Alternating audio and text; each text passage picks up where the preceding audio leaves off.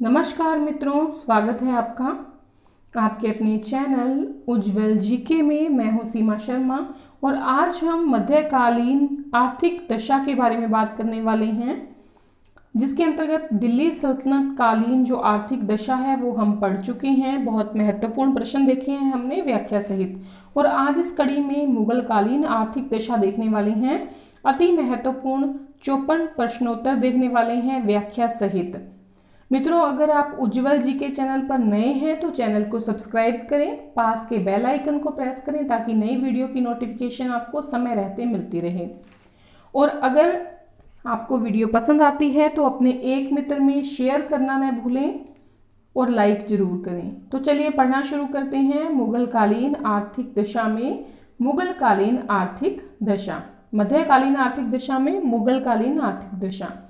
पहला प्रश्न है हमारा, मुगल कालीन आर्थिक जीवन की विस्तृत जानकारी प्राप्त होती है। मुगल कालीन जो आर्थिक जीवन की विस्तृत जानकारी है वो हमें आईने अकबरी और जो विदेशी संस्मरण हैं उसमें हमें पता लगती है। देखिए, जो आईने अकबरी है वो हमें ये बताता है कि जो रबी की फसल है वो 16 फसलें उगती हैं और जो खरीफ की फसल है वो 25 फसलें होती हैं, और उससे प्राप्त होने वाला जो राजस्व है उसका ब्यौरा जो है वो आईने अकबरी में दिया हुआ है। आपको पता है खरीफ की फसल जो होती है वो शरद ऋतु में होती है और रबी की बसंत ऋतु में। तो चलिए अगला प्रश्न देखते हैं। भारत में तंबाकू कब व किसके द्वारा लाया गया था? देखिए, भारत में जो तंबाकू लाया गया है वो 1604 के अंत में कह सकते हैं या 1605 के आरंभ में आप कह सकते हैं, दोनों ही सही हैं। और पुर्तगालियों के द्वारा जो है तंबाकू भारत में आया था और ये अकबर का टाइम पीरियड था। और इसी के आसपास जो मक्का है वो अमेरिका से भारत आया था।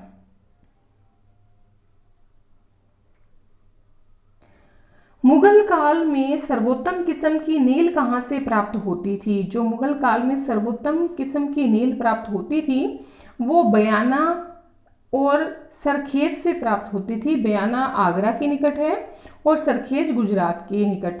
देखिए, शोरा जो होता था वो कोरमंडल और जो बिहार है वहाँ से शोरा प्राप्त होता था। और ये जो नील की खेती के बारे में हमें विशद विवरण प्राप्त होता है वो पेल साठ के विवरण से पता लगता है। पेल साठ के विवरण से हमें ये चीज़ पता लगती है। अगला प्रश्न है हमारा, मुगल बादशाहों द्वारा खेती के विस्तार के लिए कौन सा ऋण प्रदान किया गया? देखिए, मुगल बादशाहों द्वारा खेती के विस्तार के लिए जो ऋण प्रदान किया गया था वो था तकाबी ऋण। वनकटी क्या था? वनकटी देखिए नाम से पता लग रहा है वनों को काटना। जंगलों को साफ करके जमीन को खेती योग्य बनाया जाता था। देखिए, मुगल काल में नई भूमि को खेती योग्य बनाने के लिए ये तरीका जो है इस्तेमाल किया जाता था। नहर ए फैज का निर्माण किसने किया था? देखिए, जो शाहजहां थे उन्होंने अकाल से निपटने के लिए और सिंचाई के लिए रावी नहर जो है वहां से लाहौर तक 98 मील की लंबाई में जो है अकाल के कार्य से निपटने के लिए नहर खुदवाई थी। और साथ ही साथ शाहजहां ने नहर ए शाह का भी जो है निर्माण करवाया था। मुगल काल में तिजारती या जो नकदी फसलें हैं वो किसे कहा जाता था? तिजारती या जो नकदी फसलें होती थी उनके अंतर्गत गन्ना, कपास, नील, रेशम, तिलहन व ईख होता था। और मुख्य इनमें से पहली चार हैं गन्ना, कपास, नील और रेशम। ये नकदी फसलें होती थी सभी, और इन फसलों से जो आय होती थी वो नकद रूप में ली जाती थी। मतलब जो भी माल गुजारी होती थी वो नकद रूप में अदा करनी होती थी, और इन पर जो माल गुजारी है वो अधिक दर में प्राप्त होती थी। मुगल काल में कितने प्रकार के कृषक वर्ग थे? तो देखिए, 3 प्रकार के कृषक के वर्ग थे। एक था खुद काश्त, एक था पाही काश्त और एक था मुजारियान। देखिए खुद काश्त जो है इसको मालिक ए जमीन भी कहते थे, ठीक है। और ये खुद काश्त जो होता था वो खेतीहर किसान होते थे जो उसी गांव में खेती करते थे जहां पर वो रहते थे, और इनकी भूमि जो होती थी वो वंशानुगत होती थी। पाही काश्त में वो आते थे जो दूसरे गांवों में अस्थायी रूप से जाकर बटाईदार के रूप में खेती करते थे, और ये खुद काश्त की जमीन भी किराए पर लेते थे। मुजारियन वो होते थे जिनके पास जमीन थोड़ी कम होती थी या जमीन होती ही नहीं थी। ये खुद काश्त की जमीन को किराए पर लेकर जो है बंटाई का मतलब किराए पर लेकर खेती करते थे। मुगल काल का सबसे उन्नत उद्योग कौन सा था? तो देखिए मुगल काल का सबसे उद्योग जो है उन्नत वो था सूती वस्त्र उद्योग। देखिए एकमात्र ऐसी वस्तु थी मुगल काल की जिसका विदेशों में सबसे अधिक निर्यात होता था, और इस उद्योग पर सरकार का पूरी तरह से नियंत्रण रहता था। भारत में निर्मित कपड़ों को क्या कहते थे? भारत में जो कपड़े बनाए जाते थे उन्हें केलिको कहा जाता था। मिलान करना है। देखिए अमृतसर जो है ये ऊनी वस्त्र उद्योग के लिए फेमस था, और ये जहांगीर ने यहाँ पर ऊनी वस्त्र उद्योग जो है प्रारंभिक करवाया था। बंगाल, गुजरात और जो पंजाब है वो गुड़ और चीनी उद्योग के लिए प्रसिद्ध थे। रेशम उद्योग आगरा, लाहौर, दिल्ली, ढाका व बंगाल से होता था। देखिए जो रेशम उद्योग था वो वहाँ पर रेशम कम होता था, इसीलिए विदेशों से भी मंगाया जाता था। तो आगरा, लाहौर, दिल्ली, ढाका और बंगाल का रेशम प्रसिद्ध था। तांबे की जो खान थी वो राजस्थान और मध्य भारत में थी।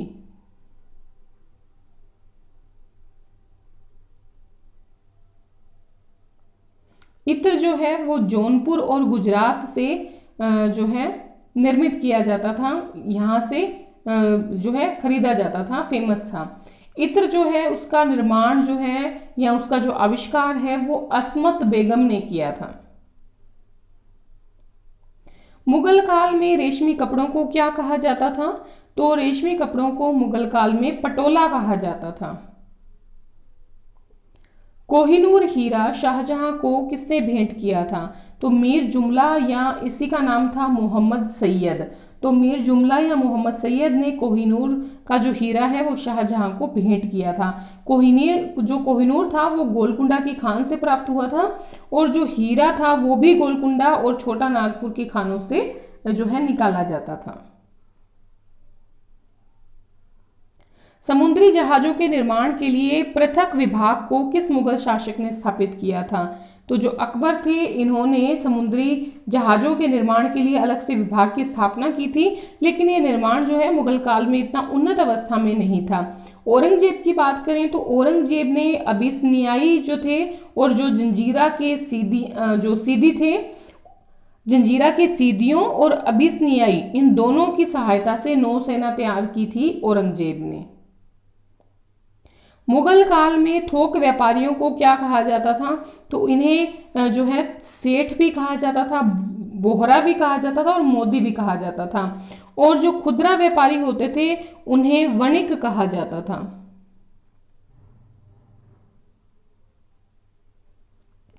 दक्षिण भारत में व्यापारिक समुदाय का प्रमुख अंग कौन थे? तो दक्षिण भारत में व्यापारिक जो समुदाय था उसका प्रमुख अंग चेट्टी थे। मुगल काल में वस्तु विनिमय का माध्यम क्या था? तो हुंडी जो है वो वस्तु विनिमय का माध्यम था। देखिए एक प्रकार का अल्पकालिक ऋण पत्र होता था, ये मतलब ये वो चिट्ठी होती थी जिसका भुगतान जो है वो एक निश्चित अवधि के बाद कुछ कटौती करके किया जाता था। विरजी बोहरा कौन था? देखिए विरजी बोहरा जो थे वो एक सूरत के प्रसिद्ध व्यापारी थे। आंतरिक व्यापार पर लगने वाले राहदरी शुल्क को किस शासक ने समाप्त कर दिया था? तो आंतरिक व्यापार पर जो लगने वाला राहदरी शुल्क था इसे अकबर ने पूर्ण रूप से समाप्त कर दिया था। मुगल काल में निर्यात की जाने वाली वस्तुएं कौन सी थी? तो निर्यात की जाने वाली मतलब बेची जाने वाली वस्तुएं थी नील, शोरा, अफीम और सूती वस्त्र। और मुगल काल में आयात की जाने वाली वस्तुएं कौन कौन सी थी? सोना, चांदी, घोड़ा, कच्चा रेशम ये खरीदा जाता था।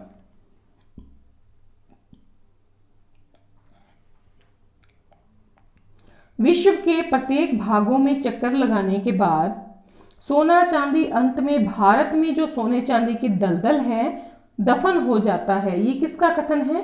तो ये बर्नियर का कथन है, इतिहासकार हैं। देखिए ये टिप्पणी इन्होंने इसलिए की थी क्योंकि मुगल काल में सोने और चांदी का आयात जो है वो बहुत बढ़ गया था। मुगल अमीरों को राज्य की ओर से दिए जाने वाले ऋण को क्या कहा जाता था? तो मुगल अमीरों को राज्य की ओर से जो उधार या ऋण दिया जाता था उसे मुसादात कहा जाता था। मुगल काल में समुद्री व्यापार पर लगे मुस्लिम व्यापारियों का प्रमुख कौन था? तो देखिए मुगल काल में समुद्री व्यापार में जो लगे मुस्लिम व्यापारी थे उन्हें खोजा या वोहरा कहा जाता था। मतलब ये मुस्लिम व्यापारियों के प्रमुख थे खोजा और वोहरा।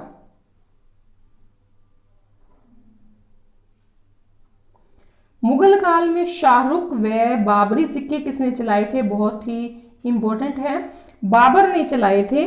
देखिए काबुल में शाहरुख चलाया था बाबर ने, चांदी का था ये, जो शाहरुख सिक्का था ये चांदी का था और काबुल में चलाया गया था। और जो बाबरी सिक्का था ये कंधार में चलाया था। किस मुगल शासक के सिक्के पर एक तरफ कलमा व चारों ओर खलीफाओं के नाम तथा दूसरी ओर शासक का नाम व उपाधि अंकित थी? ऐसा कौन सा शासक था? तो देखिए बाबर जो थे उसका जो सिक्का था उस पर एक तरफ तो कलमा था और चारों ओर खलीफाओं के नाम थे, दूसरी ओर बाबर की जो है का नाम और जो उपाधि है वो अंकित की गई थी और ये चांदी का सिक्का था।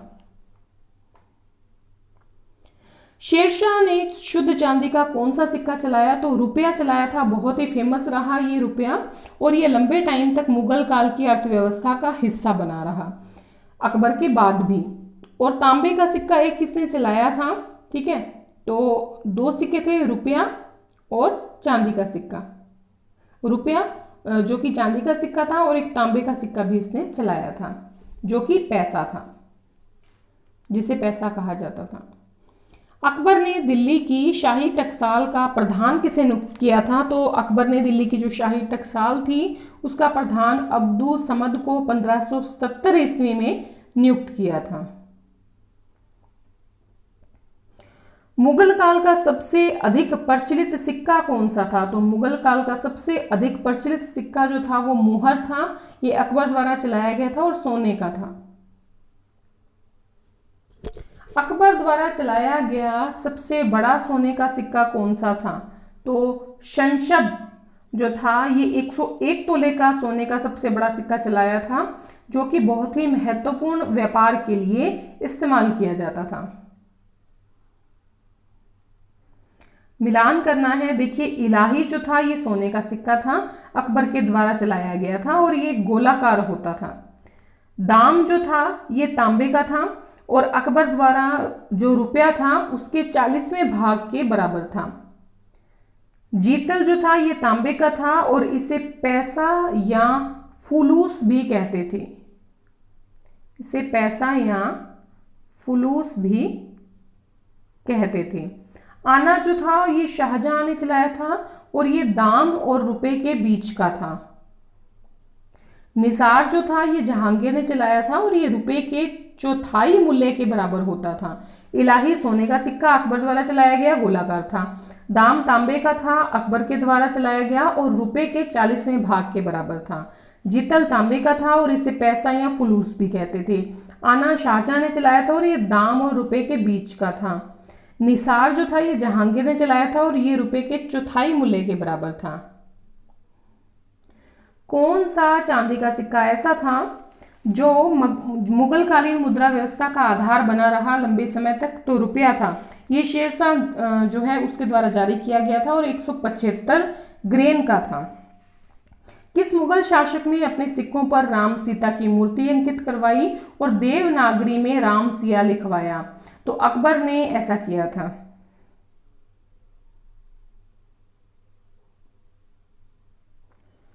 मुगल काल में सर्वाधिक रुपए की ढुलाई या ढलाई जो है वो किस शासक के काल में हुई थी? औरंगजेब के शासन में सबसे ज्यादा माल ये रुपए की ढलाई का काम जो है वो हुआ था। मुगल काल में टकसाल के अधिकारी को क्या कहते थे? दरोगा। अकबर से पूर्व उत्तर भारत में नाप के लिए किस पैमाने का इस्तेमाल होता था? सिकंदरी गज का इस्तेमाल होता था। ये 39 उंगलियां या 32 इंच का था। और अकबर के समय जो है इलाही गज का यूज होना शुरू हो गया था, जो कि 41 अंगुल का होता था या 33 इंच का होता था। 41 अंगुल का या 33 इंच का होता था इलाही गज। दक्षिण भारत में नाव के लिए कोवाड़ नामक इकाई सूती व ऊनी वस्त्रों को नापने के लिए प्रयुक्त होती थी। किसके विवरण से ये पता चलता है? तो मोरलैंड जो हैं इनके विवरण से ये पता चलता है।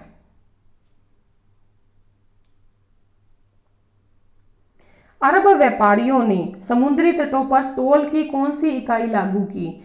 तो अरब व्यापारियों ने समुद्री तटों पर टोल की जो है बहार नाम की जो इकाई है वो लागू की। और गोवा है ना, जो गोवा, इसमें यहां पर जो है कैंडी नाम की एक टोल की इकाई थी जो लागू की गई। जलाली क्या था? जलाली चांदी का वर्गाकार या चौकोर सिक्का था, अकबर द्वारा चलाया गया था। समस्त उत्तर भारत में भू राजस्व को एकत्रित करने के लिए अकबर ने कौन से अधिकारी की नियुक्ति की थी? तो करोड़ी की नियुक्ति की थी अकबर ने संपूर्ण उत्तर भारत में राजस्व को इकट्ठा करने के लिए। और 1573 में ये जो है करोड़ी नाम का अधिकारी नियुक्त किया गया था। बंगाल, बिहार और गुजरात को छोड़कर बाकी जगहों पर जो करोड़ी है अधिकारी, इसकी नियुक्ति की गई थी। मुगल काल में भूमि को कितने भागों में बांटा गया है? 3 भागों में बांटा गया है, खालसा, जागीर और स्यूर गाल या मददे-माश। तो देखिए, सबसे पहले अगर खालसा भूमि की बात करें तो ये केंद्र सरकार द्वारा नियंत्रित होती थी। जागीर भूमि की बात करें तो प्रमुख सरदारों को वेतन के एवज में दी जाती थी, पर इनको प्रशासनिक अधिकार प्राप्त नहीं होते थे।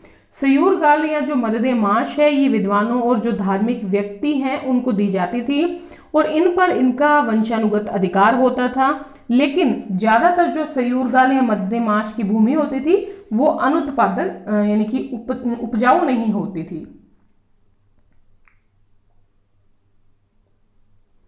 जाबती ए हरसाला के स्थान पर कौन सी कर प्रणाली लागू की गई थी? तो जाबती जो है ए हरसाला के स्थान पर नस्क या कनकूत लागू की गई थी। देखिए, कृषि कर का लेखा जोखा करने की प्रणाली थी नस्क या कनकूत। कृषि कर का लेखा जोखा रखने की प्रणाली नस्क या कनकूत थी। जाबती थोड़ी महंगी थी इसीलिए बंद की गई थी। 1568 में नस्क या कनकूत को शुरू किया गया था। मुगल कालीन कर व्यवस्था को स्थायी रूप प्रदान करने के लिए कौन सी कर प्रणाली लागू की गई थी? तो कौन सी कर प्रणाली लागू की गई? तो टोडरमल बंदोबस्त को लागू किया गया था। देखिए, अकबर ने 1580 में, ठीक है, यानी कि अपने जो शासनकाल का जो 24वां वर्ष था तब ये टोडरमल बंदोबस्त लागू किया था। इसमें अलग अलग फसलों के पिछले 10 साल के उत्पादन और उसी समय के उनके प्रचलित मूल्यों का औसत निकालकर और उस औसत का 1/3 हिस्सा जो है राजस्व के रूप में वसूल किया जाता था।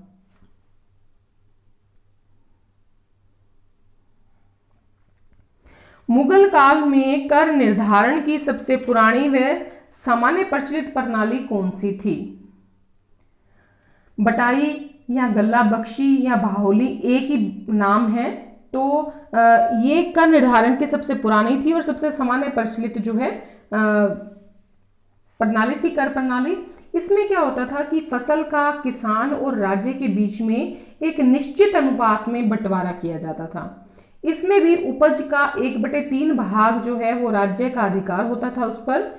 और बंटाई जो है या बटाई जो है वो सिंध और काबुल के कंधार में और कश्मीर में प्रचलित थी। सिंध पर, काबुल के कंधार पर और कश्मीर में प्रचलित थी। बंटाई में राजस्व निर्धारण कितने प्रकार का होता था? तो देखिए तीन प्रकार की बंटाई होती थी। खेत बटाई, लंक बटाई, राशि बटाई। खेत बटाई मतलब फसल तैयार होते ही खेत को बांट लिया जाता था। लंक बटाई में क्या होता था कि फसल कटने के बाद जो गट्ठर बांधे जाते थे उसे बांट लिया जाता था। राशि बटाई में क्या होता था, अनाज तैयार होने के बाद बंटवारा होता था। तो तीन प्रकार की थी। अकबर ने भूमि का वर्गीकरण कितने भागों में किया है? तो चार प्रकार की भूमि थी। पोलज यानी कि हर साल इस पर खेती होती थी। प्रति भूमि, देखिए जब भूमि पर बुआई नहीं करते थे उसे फिर से उर्वरता प्राप्त करने के लिए बिना बोए छोड़ दिया जाता था। चाचर वो होती थी जिस पर 3-4 सालों तक बिना बोए ही उसे रखा जाता था भूमि को। बंजर वो होती थी जो 4-5 या उससे भी अधिक समय तक बिना बोए रखी जाती थी। तो चार प्रकार का जो वर्गीकरण है वो मिलता है। मुगल काल की किस शासक ने सबसे पहले जरीब का प्रयोग किया था? तो अकबर ने प्रयोग किया था। देखिए एक बांस का डंडा होता था जिस पर लोहे की जो है कंडियां या जो है जुड़ी होती थी, उसे जरीब कहते थे। किस मुगल शासक ने इलाही संवत शुरू किया था या चलाया था? अकबर ने चलाया था। देखिए सूर्य की गणना पर आधारित था ये इलाही संवत, और इसे फसली संवत भी कहा जाता था। किसानों से भू राजस्व के अलावा भूमि की पैमाइश करवाने के लिए कौन कौन से व्यय करने पड़ते थे? मतलब किसान को और कौन कौन सा खर्चा करना पड़ता था भूमि भू राजस्व के अलावा भूमि पैमाइश करवाने के लिए? देखिए जाबिताना, जरीबाना, महासिलाना, दशहरी, चार प्रकार के खर्चे होते थे। जाबिताना होता था भूमि की पैमाइश का खर्चा। जरीबाना जो है वो आवबाब भी से कहते थे और 2.5% जो है ये लिया जाता था। महिसिलाना जो है वो 5% लिया जाता था। दशहरी जो है वो प्रति बीघा के हिसाब से खर्चा लिया जाता था। जाबिताना भूमि की पैमाइश का खर्चा, जरीबाना 2.5%, जो महासिलाना है वो 5%, दशहरी प्रति बीघा के हिसाब से खर्चा। किस मुगल शासक ने पहली बार जजिया कर को हटाया? तो अकबर ने 1664 में जो है सबसे पहले जजिया को हटाया था। देखिए 1679 में औरंगजेब जो है उसने पुनः लागू कर दिया था जजिया। 1713 ईस्वी में क्या है, फर्रुखसियर जो था इसने फिर पुनः हटा दिया था। सबसे पहले अकबर ने हटाया 1664 में, फिर 1679 में औरंगजेब ने वापस लगा दिया, 1713 में फर्रुखसियर ने फिर जजिया को हटा दिया, और अंतिम रूप से जो जजिया हटा है वो हटा है आपके 1720 में, जो मोहम्मद शाह था उसके टाइम पीरियड में जजिया पूरी तरह से हटा दिया गया था। जकात लिया जाता था, मुसलमानों से लिया जाता था राज्य द्वारा उन्हें सुरक्षा प्रदान करने के लिए, और संपत्ति का 40वां भाग लिया जाता था, मतलब 2.5% जो है जकात लिया जाता था। मुगल काल में खुम्स क्यों हटाया गया? देखिए क्योंकि मुगल काल में जितने भी सैनिक थे वो वेतन भोगी थे, उनको इक्ताएं प्रदान नहीं की जाती थी। सारा जो लूट का माल होता था, लूट की संपत्ति होती थी वो राज्य की होती थी, इसीलिए खुम्स जो है वो उन्हें नहीं दिया जाता था। मिलान करना है। देखिए मदद-ए-माश, सयूरगाल, मिल्क, अमलाक, शासन, ये सभी एक ही चीज है, ठीक है। शासन जो है ये शब्द राजस्थान में यूज होता था, धार्मिक व्यक्तियों को दी जाती थी, विद्वानों को, गरीबों को, अपाहिजों को, विधवाओं को ये जो है मदद-ए-माश, सयूरगाल या मिल्क या अमलाक जो है दिया जाता था। एम्मा जो था ये जो उलेमा होते थे या विद्वान होते थे उनको दिया जाता था। वक्फ जो होता था वो धार्मिक संस्थाओं को दिया जाता था। जो वक्फ होती थी या तो धन होता था या फिर भूमि जो है वो होती थी, तो दोनों तरह से दिया जा सकता था। अल्तमगा ये धार्मिक व्यक्ति को दिया जाता था। देखिए जहांगीर ने शुरुआत की थी, तैमूरी प्रथा पर ये आधारित था अल्तमगा। वजीफा जो है अपाहिजों को, विद्वानों को, गरीबों को, धार्मिक व्यक्तियों को दिया जाता था। एक बार पुनः देखेंगे। मध्यमाश, त्रियुगाल, मिल्क, अमलाक शासन ये धार्मिक व्यक्तियों, विद्वानों, गरीबों, अपाहिजों, विधवाओं को दिया जाता था। शासन जो है ये राजस्थान के संदर्भ में कहा जाता था। एमा उलेमाओं को दिया जाता था। वक्फ धार्मिक संस्थाओं को दिया जाता था, ये भूमि या धन के रूप में होता था। अल्तमगा धार्मिक व्यक्ति को दिया जाता था। जहांगीर ने अल्तमगा की शुरुआत की थी, तैमूरी प्रथा पर आधारित था। वजीफा अपाहिजों को, विद्वानों को, गरीबों को, धार्मिक व्यक्तियों को दिया जाता था। सर्वप्रथम वतन जागीर को साम्राज्य में मिलाने का प्रयास किस मुगल शासक ने किया? तो ये मारवाड़ के संदर्भ में बात हो रही है वतन जागीर की। तो सबसे पहले औरंगजेब ने ये काम किया था कि साम्राज्य में वतन जागीर यानी कि मारवाड़ को मिलाने की शुरुआत की थी। तो मित्रों, इस प्रकार से व्याख्या सहित हमने 54 क्वेश्चन देख लिए हैं। आशा है आपको वीडियो पसंद आई होगी। इसी प्रकार की वीडियो अगर आप चाहते हैं तो प्लीज़ अपने मित्रों में शेयर करें, लाइक करें, सब्सक्राइब करें। धन्यवाद।